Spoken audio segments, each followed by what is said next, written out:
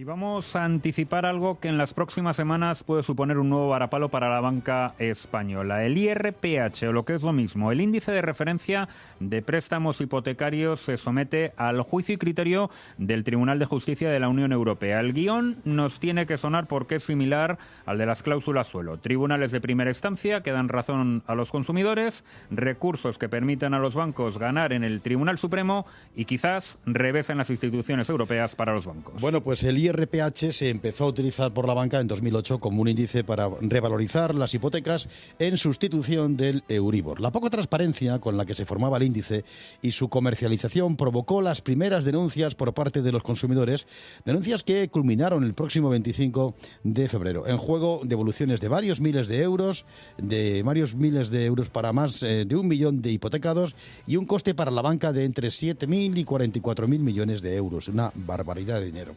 Patricia Suárez es la presidenta de la Asociación de Usuarios Financieros, ASUFIN, y una de las mayores conocedoras del IRPH. Patricia, ¿qué tal? Buenas noches.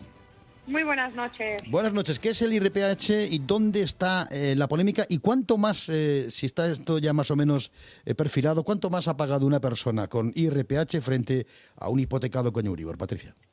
Bueno, pues vamos por partes. El IRPH es un índice que se comercializa en España. Yo lo llamo muchas veces el índice ibérico, para que la gente nos entienda.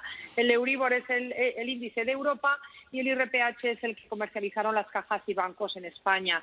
Se comercializó sobre todo por cajas y los que informan para que se fije este tipo de interés son las cajas y bancos de nuestro país.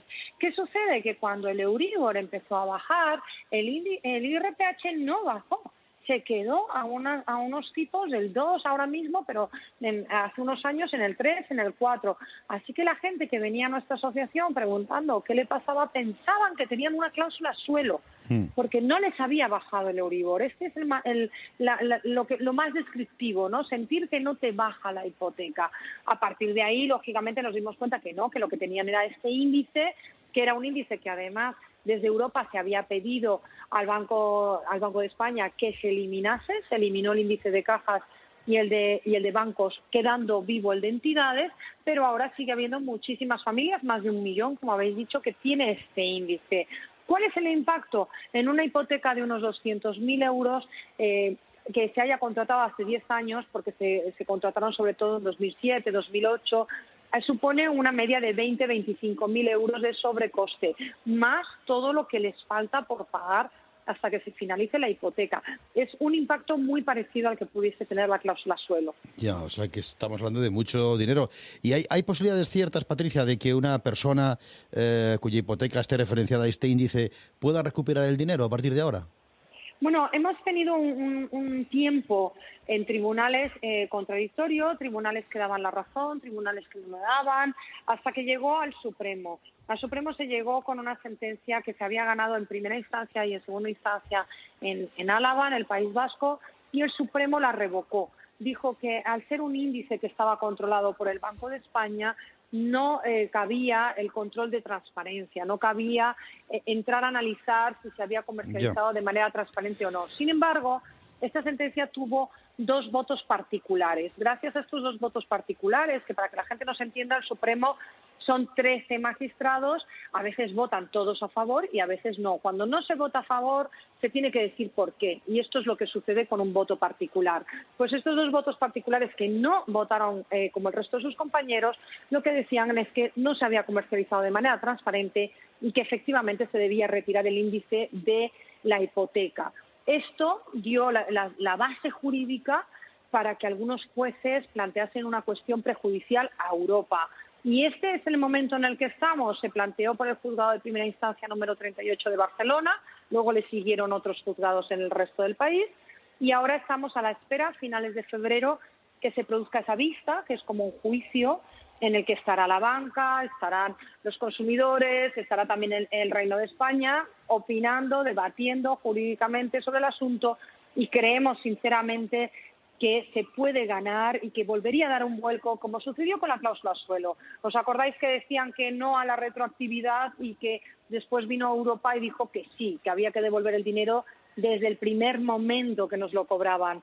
Pues yo estoy convencida, prácticamente convencida, de que con el IRPH nos va a pasar lo mismo. Y Patricia, por ser prácticos, vamos a suponer que el Tribunal de Justicia de la Unión Europea vuelve a declarar, igual que en las cláusulas suelo, que esto fue un abuso por parte de la banca. ¿Qué tiene que hacer una persona cuya hipoteca estuviera referenciada al IRPH para recuperar lo que ha pagado de más?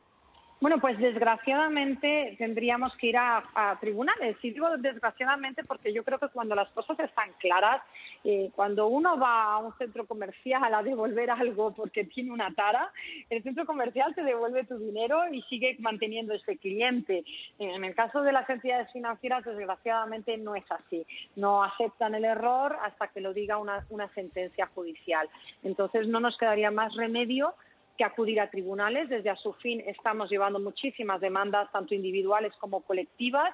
Estamos defendiendo a muchas familias en Asufin. Hay más de 1.000 familias ya en tribunales y con los dedos cruzados esperando que Europa nos dé la razón para que efectivamente los jueces fallen a favor del consumidor y se produzca pues lo obvio, que es que se retira ese índice y se recupera todo el dinero que has pagado de más y a partir del día siguiente ya no tienes que pagar estos intereses que son claramente abusivos. Una cifra realmente importante. ¿Por qué hay tanta diferencia en esas estimaciones de entre 7.000 y 44.000 millones como coste para la banca, Patricia? Pues yo creo que tiene que ver con el número de personas que realmente reclama. Aunque se esté hablando durante estos años tanto de la industria litigiosa, de la rebelión del consumidor, de que tenemos los juzgados especializados saturados de personas reclamándole a la banca, la realidad es que cuando uno se va a los números no supera más del 10-15%. Es decir, hay muchísima gente que no reclama, que le tiene todavía muchísimo respeto a los bancos, muchísimo respeto a los tribunales y no reclama. Entonces yo creo que la diferencia viene en si reclaman todos o si reclama solo una parte. Yo desde aquí de verdad que animo a los consumidores a reclamar, a defender sus derechos. Un derecho que no se ejerce no existe. Y la única manera de modificar la conducta de las entidades financieras, y quien dice una entidad financiera dice también una teleco o una energética, una gran corporación en suma. Si no protestamos, no modificarán conductas, seguirán teniendo prácticas abusivas con el consumidor. Bueno, pues ahí lo vamos a dejar. Patricia Suárez, la presidenta de Asufin, la Asociación de Usuarios Financieros. Gracias por explicarnos esto tan interesante aquí en Onda Madrid y volveremos a hablarnos desde la radio. Un saludo, Patricia, hasta luego. Al contrario, muchísimas gracias a vosotros. Un abrazo muy fuerte. Muchas gracias.